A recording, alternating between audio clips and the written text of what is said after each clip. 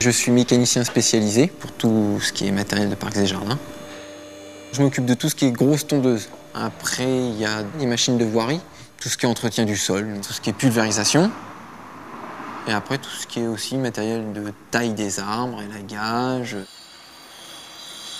Alors, il y a une organisation établie par le chef d'atelier qui, le matin, me dit tu fais telle et telle machine. Dans l'atelier, on fait tout ce qui est grosse intervention, genre découper un tracteur en deux pour changer un embrayage.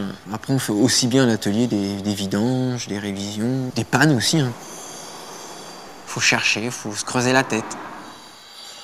Une fois que c'est diagnostiqué, si on peut pas dépanner la machine tout de suite, donc on commande des pièces.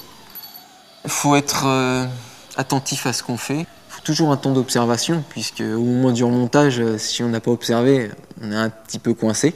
Après, minutieux aussi quand même. Il faut maîtriser l'électronique, l'électricité, tout ce qui est hydraulique, et puis aussi la mécanique de base. J'ai un bac professionnel, agent de maintenance des matériels. Mon père m'a initié un peu à la mécanique et à la base, c'était du matériel de parcs et jardins, donc voilà. J'aurais pu travailler aussi bien dans le travaux public que dans le matériel agricole. Dans ce cas-là, il aurait fallu faire des stages différents. On travaille principalement à l'atelier, mais on va aussi à l'extérieur. Des fois, on ne peut pas déplacer les machines, elles ne peuvent plus bouger, donc là, il faut qu'on intervienne. Régulièrement, on va à 50 km aux alentours. Parfois, on peut s'étendre jusqu'à 100, 150 km.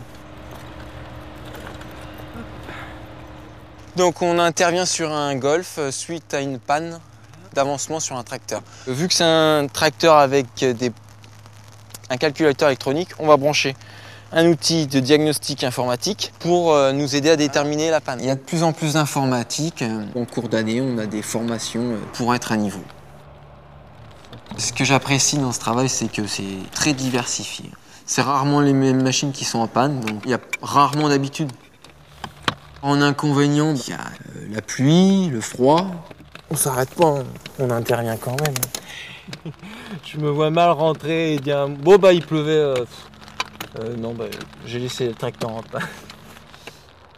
Il y a des avantages parce que des fois on voit des choses qu'on ne verrait pas ailleurs. Rentrer dans un golf, aller sur des stades de foot réputés, on voit des parcs, des maisons, des petits châteaux. Voilà, c'est merveilleux, c'est joli.